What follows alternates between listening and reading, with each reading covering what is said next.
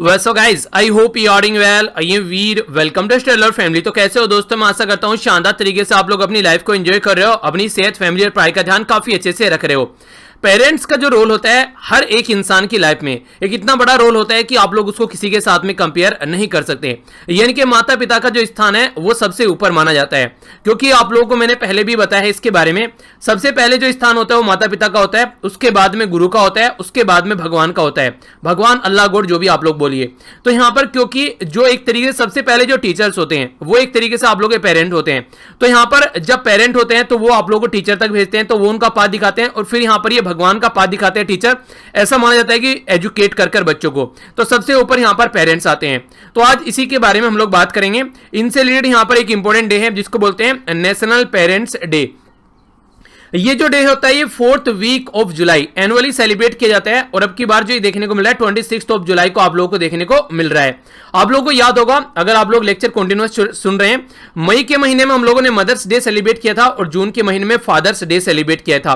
तो उस टाइम पर कई सारे बच्चों के द्वारा एक बड़ा ही इंटरेस्टिंग और डिफरेंट सा कमेंट किया गया था कि एक बच्चे के द्वारा क्या कई सारे बच्चों के द्वारा एक कमेंट मुझे देखने को मिला था कि सर मेरे पापा जो है वो शराब पीते हैं और इसकी वजह से घर में माहौल बड़ा गंदा रहता है, मेरी मम्मी को मारते पीटते हैं, सर पढ़ नहीं पाते, छोटा सा घर है, वहां पर एक ही रूम का है या फिर 2 रूम है मैक्सिमम, वहां पर एक तरीके से कंडीशन नहीं है अच्छी रहने की। तो सिचुएशन ये है कि क्या किया जाए, पढ़ाई कैसे की जाए और अपने पापा की ये लत कैसे छुटाई जाए। तो ये कई सारी बातें यहां पर बोली गई थी। देखिए सबसे बड़ी बात यहां पर ये है, आप लोग अभी कई सारे बच्चे तो ऐसे भी थे, एक बच्चा ऐसा था जिसकी जो एक तरीके से वो 9th क्लास में पढ़ रहा था, जिसके द्वारा वो मैसेज लिखा गया था। सबसे बड़े सरप्राइज तो मुझे ये हुआ कि वो लेक्चर सुनता है बच्चा, ठीक है। उसके बाद में देखिए आप लोग अभी बहुत छोटे हो तो अपने पापा को कुछ भी बोलोगे तो देखिए वो आप लोग क्या करेंगे, फालतू में पिटाई होगी आपकी। तो इसलिए कोशिश ये करनी है कि कहीं से भी अपना टाइम चुराना है आप लोगों को, यानी कि जब पापा घर पर नहीं है, बाहर गए हुए हैं या फिर सोए हुए हैं उस टाइम पर, तो जो भी कंडीशन है आप लोगों को उस टाइम पर अपना टाइम चुराकर अपनी पढ़ाई करनी है।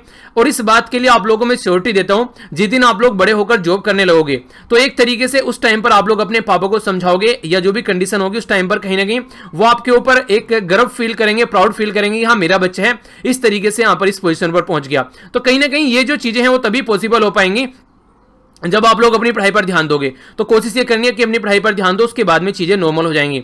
कई सारे बच्चे ऐसे भी हैं किसी की मदर नहीं है तो किसी के पापा नहीं है, जिनकी डेथ हो चुकी है। तो देखिए यहां पर इस डे में भी यहां पर ये बोला गया है कि ऐसा नहीं है कि आप लोग के पास में नहीं है, कभी भी लाइफ में उन्होंने आप लोगों के लिए कोई इंपॉर्टेंट रोल प्ले किया होगा, कभी ना कभी तो लाइफ का पार्ट रहे होंगे ना आपकी। तो उस टाइम पर यहां पर आप लोग देखिए, तो उसके बारे में बात की जा रही है। तो इस तरीके से कि बोला गया कि नो मैटर वे और पेरेंट्स में भी, हमारे पापा मम्मी पापा कहीं भी हो सकते हैं, पर लेकिन सेलिब्रेट करना है हम लोगों को कि उनकी इंपॉर्टेंस है हमारी लाइफ में, कि हाँ हम लोग मानते हैं यहाँ पर। तो अब की बार जो यहाँ पर ये नेशनल डे है, ये संडे को यहाँ पर आप लोगों को देखने को मिल रहे हैं 26 जुलाई को। तो मदर्स डे और फादर्स डे की डेट क्या है ये आप लोगों को बतानी है, किस दिन सेलिब्रेट किए जाते हैं। ओके, तो ये क्वेश्चन है आप लोगों के लिए, दोनों रिकॉल भी आप लोग हो जाएंगे। इसी के साथ में बहुत सारे पेरेंट्स ऐसे होते हैं जो अपने बच्चों को बड़े शानदार तरीके से पाल पाते हैं। देखिए जब हम लोग बच्चे होते हैं ना, हम लोग नहीं समझ पाते कि हमारे मम्मी पापा ने कितनी मेहनत की हम लोग को लालन पालन करने में, बड़ा करने में, पर लेकिन जैसे हम लोग बड़े होते हैं तो हम लोग को चीजें समझ में आती है कि क्या कंडीशन है यहाँ पर, यानी कि हम लोग खुद उस फेज से गुजर रहे होते हैं। तो ये सिचुएशन आप लोगों को यहाँ पर समझनी पड़ेगी, क्योंकि अगर पेरेंट्स को आप लोग यहाँ पर देखकर चलोगे तो पेरेंट्स हम लोग को जन्म देते हैं, प्रोटेक्ट करते हैं, पढ़ाते हैं, इसी के साथ में बहुत सारी फैसिलिटीज प्रोवाइड कराते हैं। और आप लोगों ने बचपन में देखा होगा जो पेरेंट्स होते हैं वो हमारे रोल मॉडल भी होते हैं कि हाँ मम्मी पापा जो है उन्हीं को देखकर हम लोग बड़े होते हैं, हमारे मम्मी पापा इतनी मेहनत करते हैं। तो ये भी आप लोगों ने सिचुएशन यहाँ पर समझी होगी। तो इसलिए पेरेंट्स जो है वो काफी इंपॉर्टेंट पार्ट होते हैं लाइफ का। तो यहाँ पर ये जो ऑनर होता है एक तरीके से याद किया जाता है, एक तरीके से यहाँ पर सेलिब्रेट किया जाता है जिन भी पेरेंट्स के द्वारा अपने बच्चों को काफी अच्छे से बड़ा किया गया और प्रोटेक्ट किया गया है, तो उनके लिए सेलिब्रेशन का टाइम यहां पर होता है। ठीक है, तो आप लोग बताइए आप लोग अपने मम्मी पापा को कैसे देखते हैं, मतलब उनके बारे में अगर आप लोगों से कुछ लिखने के लिए पूछा जाए, तो आप लोगों से अगर पूछा जाए कि 1-2 लाइन उनके बारे में लिखनी है, तो किस तरीके से आप लोग उनको प्रेजेंट करने की कोशिश करोगे। तो कमेंट बॉक्स खुला हुआ है, आप लोग एक्सपीरियंस शेयर कर सकते हैं कि किस तरीके से आप लोग इसको देखते हैं। आइए अब आप लोगों के सामने है यहाँ पर कुछ क्वेश्चंस जिनको आप लोगों को अटेम्प्ट करना है, इसके बाद में मैं आप लोगों को आंसर बताता हूँ, एक एक कर अटेम्प्ट कीजिए इनको।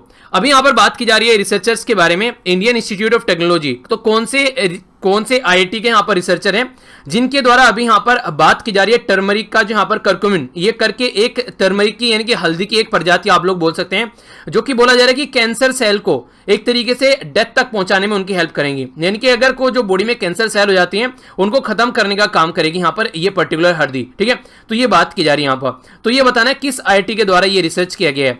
वर्ल्ड टर्टल डे से रिलेटेड यहाँ पर एक ऐप के बारे में हम लोगों ने डिस्कस किया था कि यहाँ पर एक ऐप भी है इससे रिलेटेड, तो उस ऐप का नाम आप लोगों को बताना है जिसमें टर्टल यानी कि जो कछुए हैं उनके कंजर्वेशन के बारे में बात की जाती है।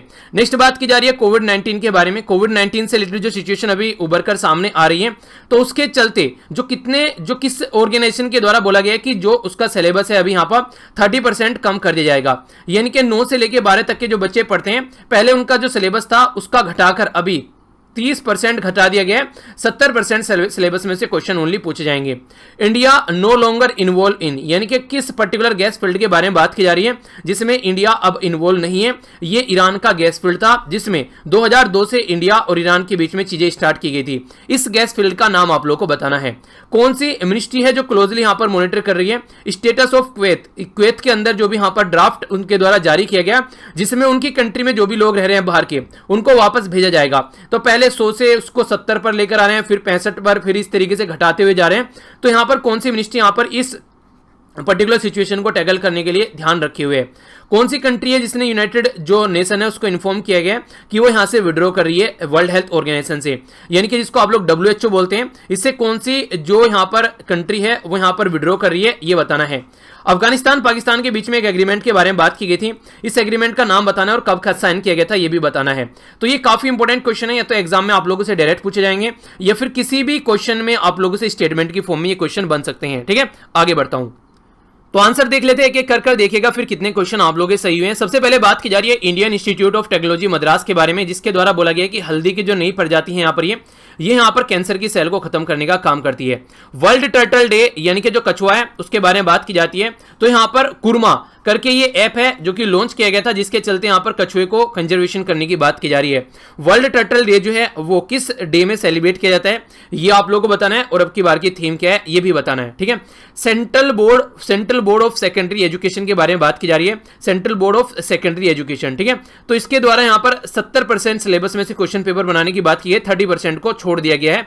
ये इसके चलते प्रोटेस्ट अभी चल रहा था, क्योंकि सिलेबस जो छोड़ा गया है वो इस तरीके का है जैसे कि संघवाद का ढांचा, फेडरलिज्म, सेक्युलरिज्म, नेशनैलिटी, इन सब के बारे में, GST, डिमोनेटाइजेशन, ये सारे टॉपिक वहां से हटाए गए हैं। ठीक है, तो इसलिए यहां पर इसको लेकर काफी बड़ी चिंता जताई जा रही है। India is no longer a part नहीं रहा यहां पर, ये यहां पर फरजाद बी गैस फील्ड जो कि ईरान का गैस फील्ड था यहां पर, तो इसके चलते सिचुएशन देखते हैं आगे क्या बनती है। मिनिस्ट्री ऑफ एक्सटर्नल अफेयर है हमारी कंट्री में, कौन है यहाँ पर? S जयशंकर साहब। तो इनके बारे में बात की जा रही है कि क्लोजली मॉनिटर कर रहे हैं कि कुवैत के अंदर क्या सिचुएशन चल रही है अभी। ठीक है, तो जिसके चलते उन्होंने अपने रूल और रेगुलेशन चेंज किए, तो हमारी कंट्री कितने सारे लोग वहां से वापस आने वाले हैं तो वो देखने को मिलेगा। USA के बारे में अगर बात की जाए तो यहाँ पर वो विड्रॉ करने की बात कर रहा है, यूनाइटेड नेशन की जो ऑर्गेनाइजेशन है वर्ल्ड हेल्थ ऑर्गेनाइजेशन, उससे, तो इसके द्वारा इसको नोटिफाई कर दिया गया है। Afghanistan Pakistan transit trade agreement, जिसको APTTA के नाम से जानते हैं, 2010 में ये एग्रीमेंट साइन किया गया था। इस एग्रीमेंट का मतलब यह है कि अगर अफगानिस्तान या पाकिस्तान से कहीं से भी सामान होता हुआ एक दूसरी कंट्री में जाता है, कोई सी भी कंट्री का, तो वो उस सामान को वहां तक पहुंचाने के लिए हेल्प करेंगे, उसमें कोई रोड़ा नहीं अटकाएंगे। इसको समझने के लिए थोड़ा सा आप लोग मैप में देखिए, अगर यहां पर अफगानिस्तान से कोई सामान इंडिया के अंदर आना चाहता है तो पाकिस्तान यहां पर उसको रोकेगा नहीं, इंडिया के अंदर तक पहुंचाएगा उसको, ये एग्रीमेंट बोलता है। अगर पाकिस्तान से कोई सामान यहां पर तुर्कमेनिस्तान में जाना है तो तुर्कमेनिस्तान में वो सामान पहुंचेगा, भले ही पाकिस्तान के रिलेशन तुर्कमेनिस्तान के साथ में अच्छे अफगानिस्तान के रिलेशन तुर्कमेनिस्तान के साथ में अच्छे नहीं हो, जैसे कि इंडिया के रिलेशन पाकिस्तान में अच्छे नहीं है, पर लेकिन अफगानिस्तान का जो प्रोडक्ट है फिर भी इंडिया तक पहुंच जाएगा, पर लेकिन वाइस वर्सा पॉसिबल नहीं होगा। यानी कि इंडिया बोले कि मुझे भी अफगानिस्तान तक अपना प्रोडक्ट पहुंचाना है पाकिस्तान के थ्रू, तो वो पाकिस्तान खुद डिसाइड करेगा, वो एग्रीमेंट का पार्ट नहीं है। ठीक है, तो ये इंपॉर्टेंट फैक्ट है जो कि आप लोग आइडिया रखेगा, क्वेश्चन बन सकता है क्योंकि अभी रिसेंटली यहां पर ये न्यूज में था। ओके, आगे चलते हैं। यहां पर जो आगे आप लोगों के सामने इंपॉर्टेंट न्यूज है, एक एक कर उसके ऊपर नजर डालते हैं, थोड़ा सा ध्यान से सुनिएगा और डिटेल में यहां पर डिस्कस करूंगा, क्वेश्चन कई बार बन जाते हैं। बात की जा रही है यहां पर मल्टी डायमेंशनल पॉवर्टी के बारे में, यानी कि जो गरीबी होती है वो कई डायमेंशन में आप लोगों को देखने को मिलेगी। कुछ लोग ऐसे हो जो भुखमरी के शिकार है, कुछ लोग ऐसे हैं जिनको हेल्थ की सर्विस नहीं मिल पाती है, कुछ लोग ऐसे हैं जिनको क्वालिटी एजुकेशन नहीं मिल पाती है, तो अलग अलग डायमेंशन में आप लोगों को देखने को मिलेगी। तो पहले थोड़ा सा बेसिक जान लेते हैं। यहाँ पर 3 डायमेंशन यहाँ पर बेसिकली डिवाइड की जाती है जब यहाँ पर हम लोग इसके बारे में बात करते हैं। पहला तो हेल्थ के बारे में कि हेल्थ अच्छी नहीं है, एक तरीके से आप लोग बोल सकते हैं, तो वो इंसान जो है वो गरीबी के पास पहुंचता हुआ आप लोगों को नजर आएगा। नेक्स्ट यहाँ पर एजुकेशन, अगर एजुकेशन अच्छी मिल जाए तो वो पर्सन अपनी फैमिली की क्या पलट सकता है, फैमिली की क्या, अगर ढंग से कोई पर्सन अगर ढंग से अगर सक्सेस हो जाए लाइफ में, तो वो एक गांव की, एक शहर की और अपनी कंट्री की भी काया पलट देता है। इलोन मस्क जैसी पर्सनैलिटी का नाम ले लीजिए, फेसबुक के फाउंडर मार्क जुकरबर्ग, तो ये ऐसी ऐसी पर्सनैलिटी हैं, अगर ढंग से सही डायरेक्शन में बंदा पड़ जाए तो फिर ये रिजल्ट आप लोगों को देखने को मिलता है। नेक्स्ट बात की जा रही है लिविंग स्टैंडर्ड्स के बारे में, तो इसके बारे में भी हम लोग जानेंगे। जब हेल्थ के बारे में बात करते हैं तो यहां पर क्या क्या इंडिकेटर होते हैं, तो ये आप लोग देख लीजिए।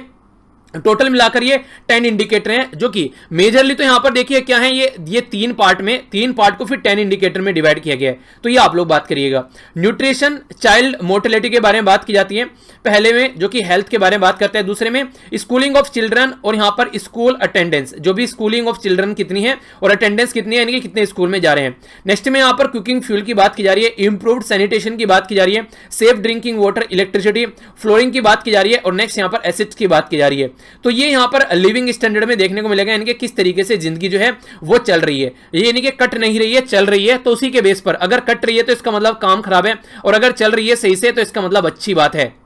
तो ये जो 10 इंडिकेटर है, इसी के बेस पर यहां पर अभी आप लोगों को देखने को मिला कि 2020 global multi dimensional poverty index तैयार किया गया। और ये जो रिपोर्ट है, क्वेश्चन ये बन जाएगा किसके द्वारा तैयार की जाती है, तो ये यहां पर ऑक्सफोर्ड जो पॉवर्टी है उसके द्वारा, Oxford poverty and human development ये बोलते हैं इनिशिएटिव, जिसको OPHI बोलते हैं, ठीक है। तो ये इसके साथ में मिलकर यहां पर यूनाइटेड नेशन डेवलपमेंट प्रोग्राम, दोनों मिलकर यहां पर इसको तैयार करते हैं। तो क्वेश्चन डायरेक्ट बन जाएगा किसके द्वारा तैयार किया जाता है, OPHI और UNDP, यानी कि Oxford poverty and human development initiative, और नेक्स्ट यहां पर यूनाइटेड नेशन डेवलपमेंट प्रोग्राम, ठीक है। पता नहीं गले में क्या हो रहा है। आगे बढ़ते हैं, यहां पर बात की जा रही है अराउंड 1.3 बिलियन जो लोग हैं आज के डेट में, वो मल्टी डायमेंशनल पॉवर्टी से जूझ रहे हैं। जो मैंने अभी 3 डायमेंशन बताए ना आप लोगों को, उसमें 10 इंडिकेटर हैं, तो उनसे जूझ रही है लगभग 1.3 billion population all over world की। और चिल्ड्रन जो है उनका हायर रेट देखने को मिलेगा मल्टी डायमेंशनल पॉवर्टी में। Half of the multi dimensional जो पॉवर्टी पीपल आप लोगों को देखने को मिलेंगे, वो बच्चे हैं जो 18 साल की एज से नीचे हैं, यानी कि जो नई जनरेशन है वो काफी प्रॉब्लम यहां पर फेस कर रही है, तो इसलिए इसके बारे में थोड़ा सोचना पड़ेगा। इसी के साथ में जो अगर 1 in 3 चिल्ड्रन की आप लोग बात करते हैं, वो पुअर है as compare to 1 in 6 adult, यानी कि अगर 6 लोग हैं तो उनमें से 1 लोग गरीब है, और अगर बात करें 3 बच्चे हैं तो उनमें से 1 बच्चा यहां पर आप लोगों को गरीब नजर आएगा। यानी कि कहने का मतलब यहां पर यह कि अगर 6 बच्चे हैं तो उनमें से 2 बच्चे, यानी कि लगभग यहां पर इसका डबल आप लोगों को देखने को मिलेगा एज कंपेयर टू, अगर यहां पर वे एडल्ट के साथ में, यानी कि एक जवान के साथ में और एक बच्चे को कंपेयर करते हैं तो 84% मल्टी डायमेंशनल पॉवर्टी, ये क्वेश्चन इंपॉर्टेंट है, थोड़ा ध्यान से सुनिएगा। 84% मल्टी डायमेंशनल पॉवर्टी ये सब सहारन अफ्रीकन रीजन में देखने को मिलेगी। अफ्रीका का जो सब सहारन रीजन है, अफ्रीका भी याद रख लीजिएगा ना, ये भी आप लोगों को क्वेश्चन सोल्व करा देगा। अफ्रीका का जो सब सहारन रीजन है वहां पर देखने को मिलेगा। यहां पर बात की जा रही है ये 558 मिलियन लोग ऐसे हैं। साउथ एशिया के अंदर यहां पर 530 मिलियन लोग देखने को मिलेंगे। अगर बात करें यहां पर देखिए, इस तरीके से भी आप लोगों से कई बार क्वेश्चन पूछ ले जाते हैं, तो थोड़ा सा अपनी कंट्री के बारे में जो इंफॉर्मेशन होती है उसके बारे में आप लोग जरूर याद रखिएगा। 4 कंट्री ऐसी है जिनके द्वारा रिसेंटली अभी यहां पर चीजों को घटाया गया है इस पर्टिकुलर एरिया में। हमारी कंट्री भी उनमें से एक है जिसके द्वारा यहां पर नेशनली और अमंग चिल्ड्रंस बिगेस्ट रिडक्शन देखने को मिला है मल्टी डायमेंशनल पॉवर्टी में। तो ये अच्छी बात है यहां पर, जो कि हमारी कंट्री के बारे में भी डेटा जो देखने को मिलता है वो आप लोगों से डायरेक्ट आंसर राइटिंग में, एस्से राइटिंग में यूज किया जा सकता है, ठीक है। तो इसके बारे में याद रखिएगा। तो ये यहां पर 270 मिलियन लोगों के बारे में बात की जा रही है अगर इंडिया से रिलेटेड हम लोग बात करते हैं तो, ठीक है। आगे बढ़ता हूं नेक्स्ट न्यूज की ओर। नेक्स्ट इंपोर्टेंट जो न्यूज है यहां पर ये निकल कर आ रही है, मिनिस्ट्री ऑफ पेट्रोलियम के द्वारा यहां पर लॉन्च किया गया है, या फिर आप लोग बोल सकते हैं revamp PM award excellence in public administration, यानी कि जो पब्लिक एडमिनिस्ट्रेशन होता है उसमें यहां पर अवार्ड दिया जाता है, उसके बारे में बात की जा रही है। तो उससे रिलेटेड है, तो किस पर्टिकुलर एरिया में बेसिकली फोकस रहने वाला है। फर्स्ट टाइम यहां पर रिकॉग्नाइज किया जा रहा है कि डिस्ट्रिक्ट लेवल जो ऑफिशियल होते हैं, यानी कि जो DM होते हैं, वो नमामि गंगे प्रोग्राम को लेकर कैसे चल रहे हैं, ठीक है। जो नमामि गंगे प्रोग्राम है हमारी कंट्री का, जो गंगा को क्लीन करने का, उसको एक तरीके से जीवित रखने का मिशन है, उसके बारे में बात की जा रही है। तो उसी से रिलेटेड है यहाँ पर स्कीम जो यहाँ पर ये revamp recognize performance of the district collector toward the outcome of indicator economic development, लोगों का पार्टिसिपेशन और उनके रिड्रेसल ऑफ द ग्रीवेंस। यानी कि देखिए सबसे बड़ी बात क्या की जा रही है, डिस्ट्रिक्ट कलेक्टर के लिए यहाँ पर आउटकम क्या होना चाहिए, इंडिकेटर क्या है, तो 3 इंडिकेटर दिए गए हैं। एक तो इकोनॉमिक डेवलपमेंट के बारे में बात की जा रही है, कैसा हो रहा है उस एरिया में, लोगों का पार्टिसिपेशन कैसा देखने को मिल रहा है वहां पर, और जो लोगों की प्रॉब्लम है है उनका एक तरीके से रेड्रेसल यानी कि उनका सॉल्यूशन कैसे निकाला जा रहा है। तो ये 3 इंडिकेटर हैं जिसके बेस पर यहां पर सॉल्यूशन की बात की जा रही है। तो जो नॉमिनेशन है यहां पर ये 4 मेजर कैटेगरी में देखने को मिलेगा। District performance indicator program, innovation journal category, aspirational district program और नमामि गंगे प्रोग्राम, यानी कि नमामि गंगे भी यहां पर एक यूनिट इसके अंदर बना दी गई है। तो इसलिए ये थोड़ा सा डिफरेंट हो गया यहां पर। तो आप लोगों से क्वेश्चन यहां पर बन सकता है क्योंकि यहां पर भी एडमिनिस्ट्रेशन ही है जो चीजों को सुधारेगा। तो एडमिनिस्ट्रेशन को ध्यान में रखते हुए ये सारी बातें की जा रही है, ठीक है। तो गंगा से रिलेटेड जो बेसिकली यहां पर चीजें हैं कि गंगा को कैसे स्वच्छ करना है तो उसके बारे में है क्वेश्चन। चलिए बताइए, आप लोगों के सामने मैप भी है कि हमारी कंट्री में जो गंगा है वो कितने राज्यों से होकर गुजरती है और वे राज्य कौन कौन से हैं, ये आप लोगों को बताना है। आगे बढ़ता हूं। ये काफी ज्यादा न्यूज में है और कई बार इसके बारे में बात भी कर चुका हूं, फिर से इसके बारे में बात कर लेते हैं थोड़ा सा डिफरेंट एंगल से। बात की जा रही है इन्वायरमेंट इंपैक्ट असेसमेंट के बारे में, यानी कि जो इन्वायरमेंट है उसके ऊपर जो इंपैक्ट है यानी कि जो गलत एक तरीके से इंपैक्ट पड़ रहा है तो उसको असेसमेंट किया जाएगा। क्या मतलब है इसका मतलब यह कि आप लोगों के एरिया में कोई फॉरेस्ट है, जंगल का एरिया है, वहां पर किसी ने आकर बोला कि मैं यहां पर एक तरीके से पॉलिथीन बनाने की फैक्ट्री लगाने वाला हूं, ठीक है। तो वहां पर पेड़ पौधे काटे जाएंगे और पॉलिथीन बनाने की फैक्ट्री लगाई जाएगी, उसमें से कुछ ना कुछ केमिकल निकलेगा तो आसपास वाला जो वाटर बॉडी होगी उसको पॉल्यूट करेगा, एक तरीके से जो ग्राउंड लेवल होगा उसको पोल्यूट करेगा। तो ये सही सारी प्रॉब्लम आप लोगों को देखने को मिलेगी। तो इन्वायरमेंट इंपैक्ट असेसमेंट जो है उस एरिया में पर्टिकुलर किसी एक्टिविटी का क्या इंपैक्ट पड़ता है उसका असेसमेंट करने का काम यहां पर करता है, ठीक है।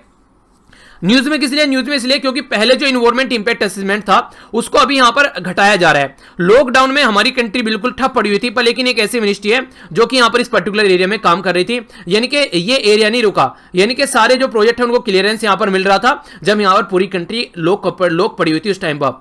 अपोजिशन पार्टी जो है वो क्लेम कर रही है यहां पर कि जो ड्राफ्ट है यहां पर इन्वायरमेंट इंपैक्ट असेसमेंट का 2020 का वो रिग्रेसिव है, यानी कि 2006 में जो ड्राफ्ट था वो कुछ सही था, अब बिल्कुल घटा दिया गया है। तो किसके तहत यहां पर ये काम किया जाता है, तो इंपोर्टेंट एक्ट है इन्वायरमेंट प्रोटेक्शन एक्ट 1986 यानी कि 1986 का एक्ट है यहां पर, जिसके तहत first environment impact assessment norms जो होती है वो 1994 में तैयार की गई थी।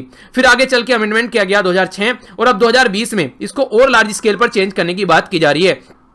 इसके चलते यहां पर ये एक तरीके से एक एक्सेस मिल पाती है इनको पर्टिकुलर एरिया में, जो पॉल्यूशन है यहां पर कैसे उसको यहां पर रोकना है। अगर इंपैक्ट ढंग से नहीं पड़ रहा है तो एक तरीके से ये देखने को मिलेगा कि इस बात सही है, अगर इंपैक्ट ज्यादा पड़ रहा है तो फिर उसको रोका जाता है। पर लेकिन गवर्नमेंट ये कह रही है कि पहले प्रोजेक्ट लगा लो, उसके बाद में तो हम लोग इंपैक्ट असेसमेंट कर ही लेंगे, यानी कि पहले आप लोग बर्बादी कर लो, फॉरेस्ट काट लो, जो करना है कर लो, बाद में इंपैक्ट असेसमेंट कराते रहेंगे। तो ऐसा यहां पर मिनिस्ट्री का बोलना है। तो बात देखते हैं क्या कंडीशन है यहां पर। अगर बात करें एवरी डेवलपमेंट प्रोजेक्ट जो भी यहां पर रिक्वायर है, ठीक है, तो उसके बारे में बात की जाए तो इन्वायरमेंट इंपैक्ट असेसमेंट जो है यहां पर वो हर एक के लिए जरूरी होगा यहां पर, ठीक है, ताकि प्रॉब्लम कोई देखने को न मिले। 1994 में इन्वायरमेंट इंपैक्ट असेसमेंट के बारे में अगर आप लोग बात करते हैं तो उसके द्वारा रिप्लेस किया गया था जो नॉर्म्स जो यहां पर मॉडिफाई किया गया था ड्राफ्ट 2006 में।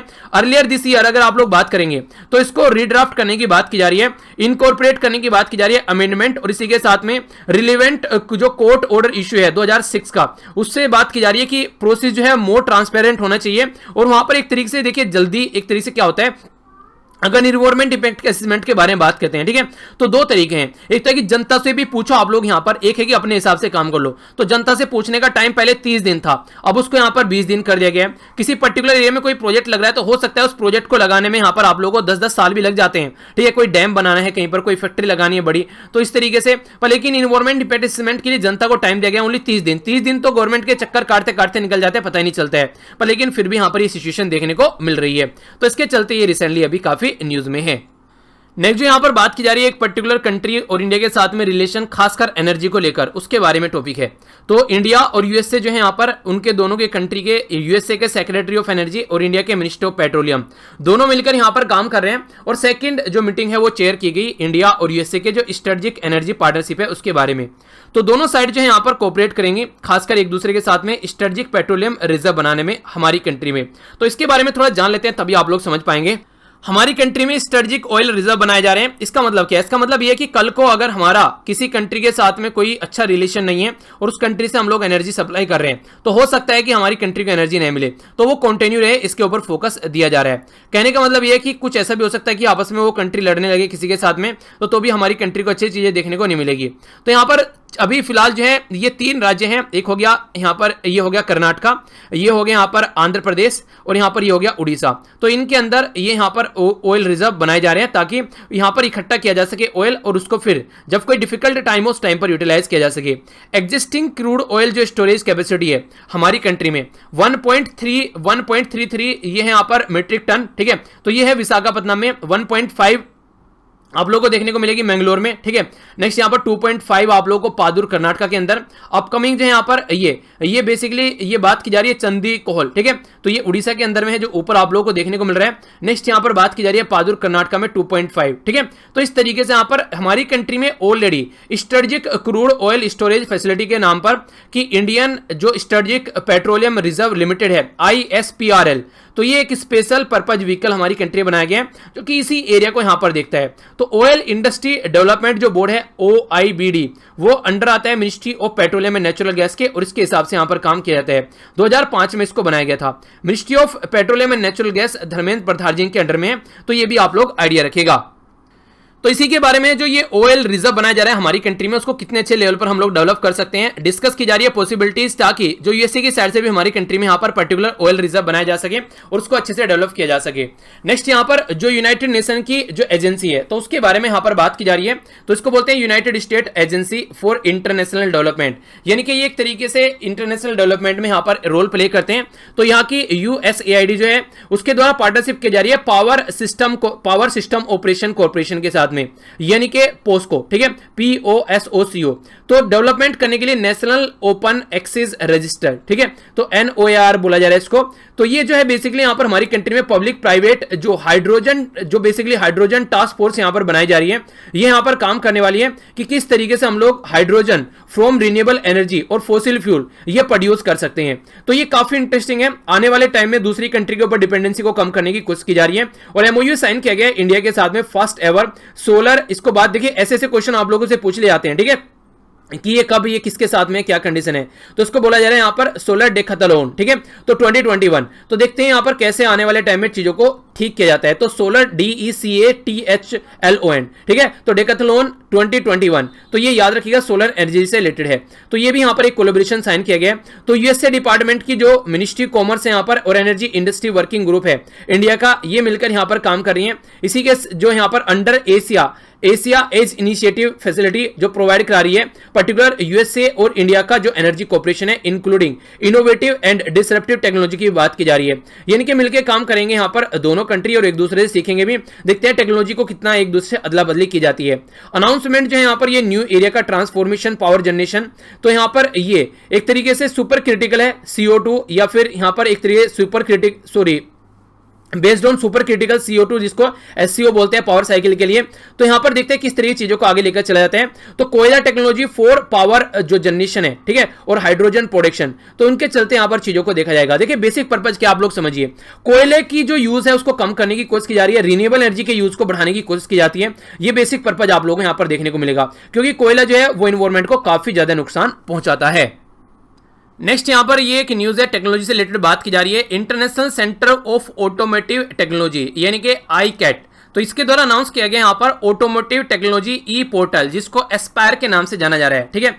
तो ये एस्पायर के यहाँ, इसका नाम है यहाँ पर automotive solution portal for industry research and education. मतलब समझिए, मान लीजिए हमारी कंट्री में कोई गाड़ी बनाई जा रही है, तो वहां पर एक तरीके से रिसर्च आप लोगों को देखने को मिलेगी, एजुकेशन देखने को मिलेगी, तभी जाकर वहां पर वो इंडस्ट्री आगे चल पाएगी।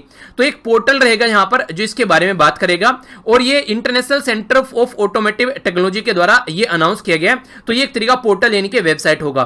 तो ये international centre for automotive technology हमारी कंट्री में स्टैब्लिश किया गया था 2006 में, और मानेसर हरियाणा के अंदर आप लोगों को ये देखने को मिलेगा। तो ये की ऑब्जेक्टिव यहाँ पर पोर्टल का ये है कि जो इंडियन ऑटोमोटिव इंडस्ट्री यहाँ पर खासकर जो व्हीकल के फील्ड में काम करती है, वो सेल्फ रिलायंट बन सके, इनोवेशन करें, टेक्नोलॉजी वगैरह देखने को मिले ग्लोबल लेवल की, और हमारी कंट्री में चीजों को मैन्युफैक्चर किया जा सके, किसी और के ऊपर हमारी डिपेंडेंसी देखने को न मिले। यानी कि अपनी ही कंट्री में रिसर्च एंड डेवलपमेंट करके हम लोग इस लेवल पर पहुंच सके, ताकि ये सिचुएशन को हम लोग अपनी ही कंट्री में चीजों को डेवलप किया जा सके।